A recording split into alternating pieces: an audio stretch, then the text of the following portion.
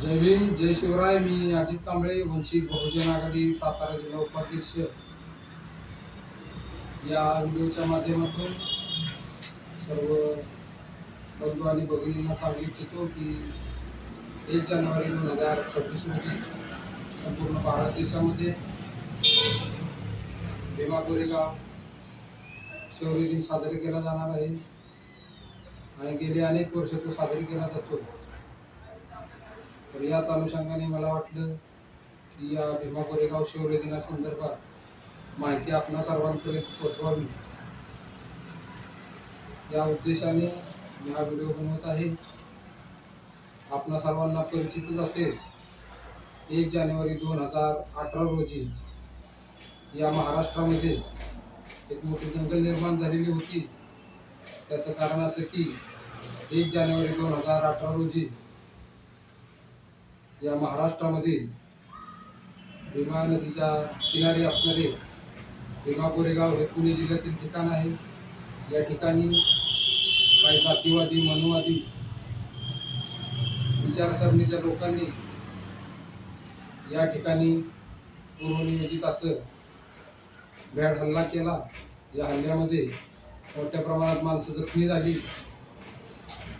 4 wheeler गाड्या असतील, 2 wheeler गाड्या असतील, त्या जाळण्यात आल्या आणि संपूर्ण महाराष्ट्रभर दंगली उसळल्या। याच अनुषंगाने 2018 रोजी या महाराष्ट्रातील स्थिती शांत व्हावी, या महाराष्ट्रामध्ये बंधुता नांदावी, या उद्देशाने डॉक्टर बाबासाहेब आंबेडकर यांचे नातू ॲडव्होकेट प्रकाश आंबेडकर याच्या माध्यमातून दंगल थांबवावी किंवा या दंगलीचा निषेध म्हणून महाराष्ट्र बंदची हाक देण्यात आली आणि या हाकेच्या माध्यमातून संपूर्ण महाराष्ट्रामधील वातावरण शांत झाले आणि एक मोठी दंगल होण्यापासून थांबली।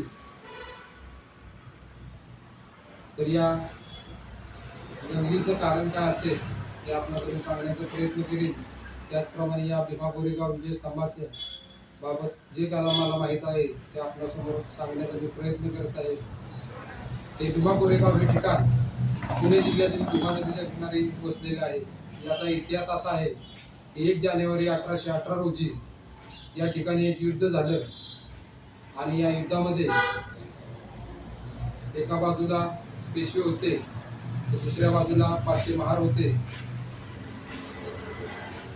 तर या महार आणि पेशवे यांच्या युद्धामध्ये 500 महार सैनिकांनी 28,000 पेशव्यांना हरवून या ठिकाणी विजय मिळवला आणि याच विजयाचं औचित्य साधून या ठिकाणी हा स्तंभ उभारलेला आहे। या स्तंभाची उंची 75 फूट आहे। त्याचप्रमाणे या विजय स्तंभावरती शहीद झालेल्या 20 लोकांची, त्याचप्रमाणे जखमी झालेल्या 3 लोकांची, अशी एकूण लोकांची 20 अधिक 3 आणि जे या युद्धाच्या वेळी त्यांना आपलं कार्य केलं आणि हा विजय मिळवून दिला असे 49 जणांची नावं या विजय स्तंभावरती कोरलेली आहेत। तर या भीमा कोरेगावच्या लढाईमध्ये आपल्या सर्वांना परिचित असेल की भीमा कोरेगाव म्हटलं की या ठिकाणी 500 महार शूरवीरांचा इतिहास सांगितला जातो। परंतु अभ्यास केल्यानंतर असं समजलं की या ठिकाणी ही लढाई लढताना सिद्धनाथ महार यांच्या नेतृत्वामध्ये ते 500 सैनिक होते। यामध्ये मुस्लिम होते, यामध्ये मराठा होते, यामध्ये माळी होते, यामध्ये आदिवासी समाजाची लोक होती, पारधी होते। असं या ठिकाणी स्तंभावरची नावं वाचल्याच्या नंतर इतिहासकार म्हणतात, दिसून येते ही लढाई झाली होती 1818 रोजी झालेली होती आणि या लढाईमध्ये पेशव्यांना हरवलेलं होतं। परंतु या लढाईच्या निमित्ताने जो स्तंभ उभारला गेलेला आहे त्या स्तंभाला मानवंदना देण्यासाठी संपूर्ण भारत देशामधून नागरिक या ठिकाणी येत असतात आणि या ठिकाणी मानवंदना देत असतात। परंतु मनुवादी, जातीयवादी जे स्वतःला या धर्मव्यवस्थेचे गुरु मानतात, धर्म म्हणजे यांच्या बापाची जहागिरी असल्याचा आवेश आणतात, या लोकांनी ही लढाई मराठा विरुद्ध बौद्ध अशी सांगण्याचा प्रयत्न केलेला आहे आणि बौद्धानेच मराठी सत्तेला शेवट केला असंही सांगितलं जातं आणि या माध्यमातून जातीय दंगल घडवण्याचा प्रयत्न केला जातो.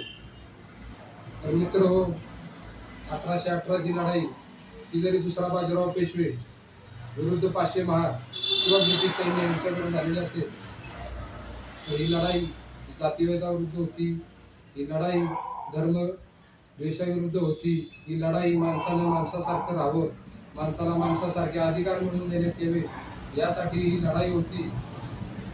याचं कारण असं, पेशवे काळामध्ये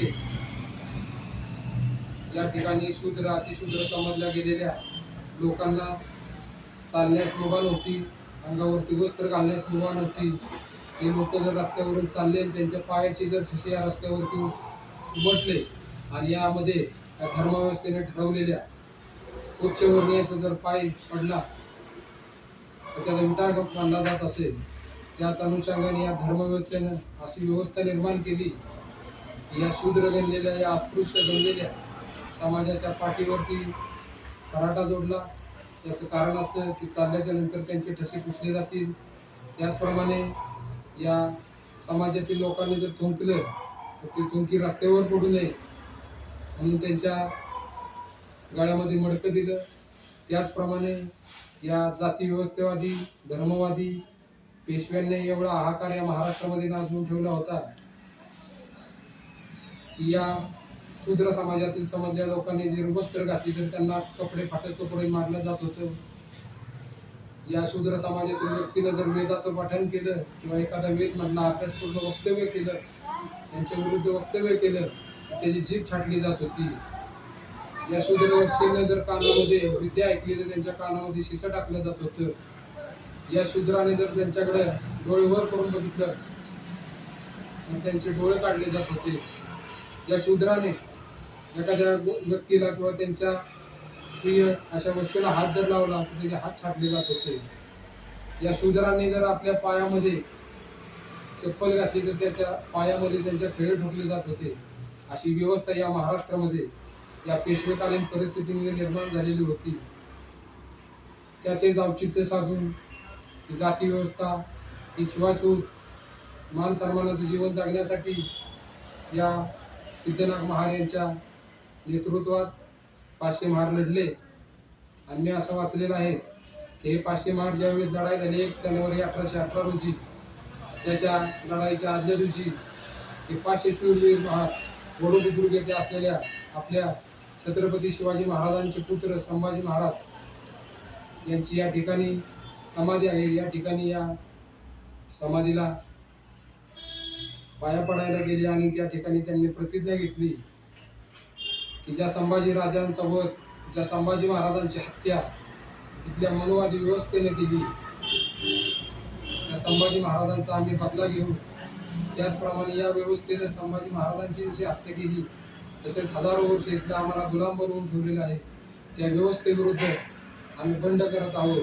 तर या बंडाला आम्हाला यश मिळावं म्हणून त्यांनी छत्रपती संभाजी महाराजांचा आशीर्वाद घेतला आणि या ठिकाणी 1 तारखेला जाऊन यशस्वी अशी 500 महारांनी 28,000 पेशव्यांवरती विजय मिळवला. परंतु आपल्याला सांगू इच्छितो हे जातीवादी ही लढाई जातीची होती असं म्हणून मराठा आणि बौद्धांमध्ये वाद लावण्याचा प्रयत्न केला जातोय.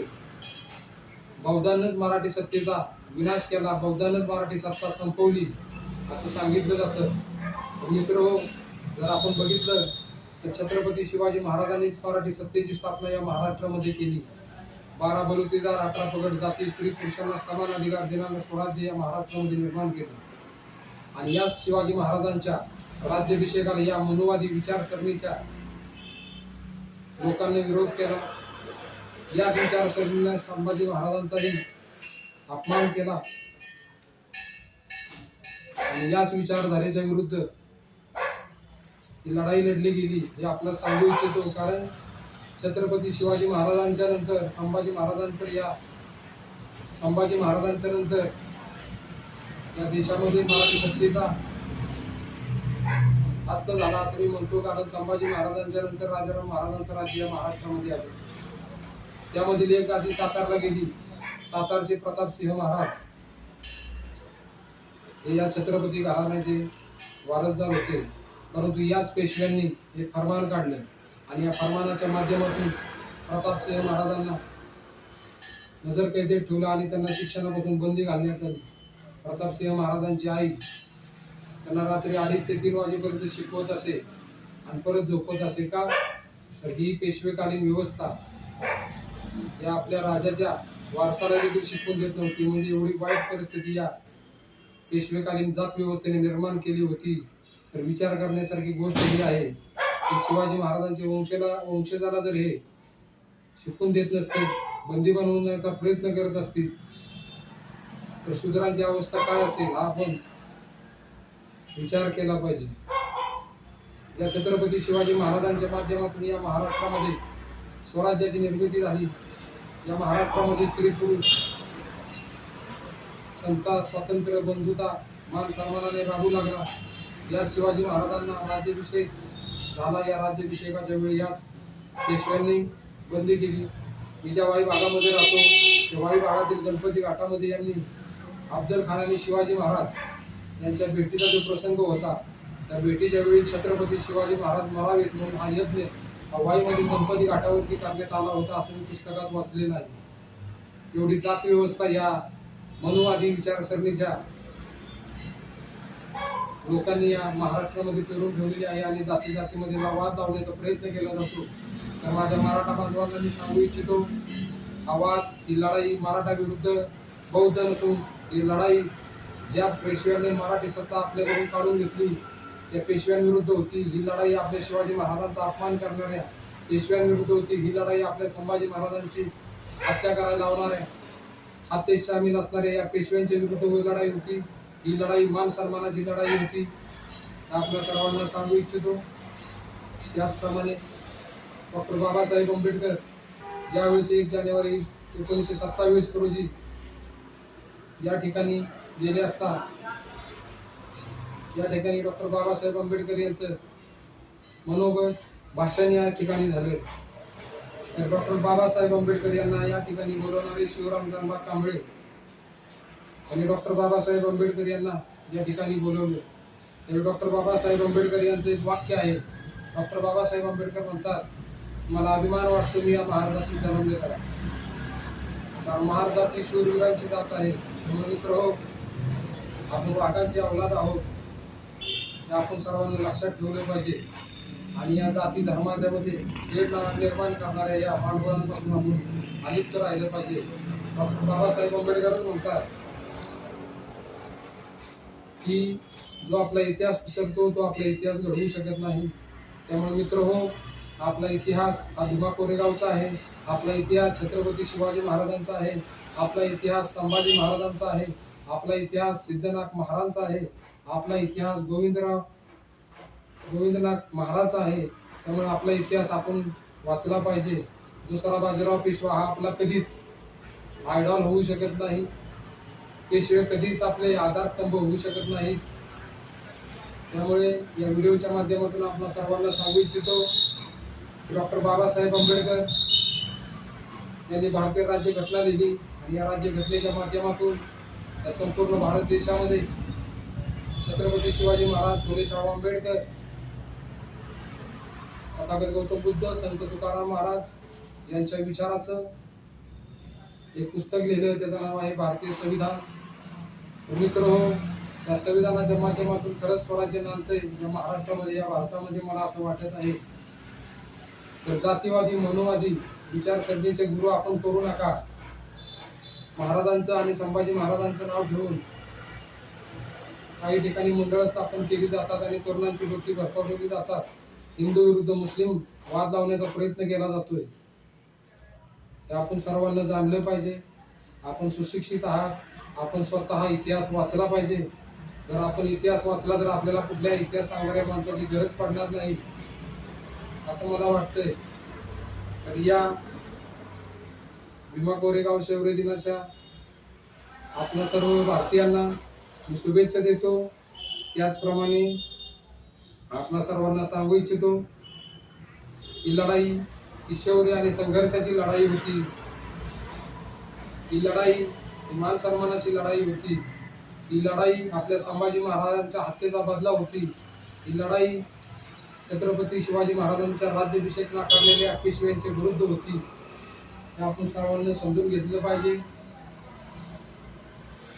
एवढी अपेक्षा या व्हिडिओच्या माध्यमातून करतो।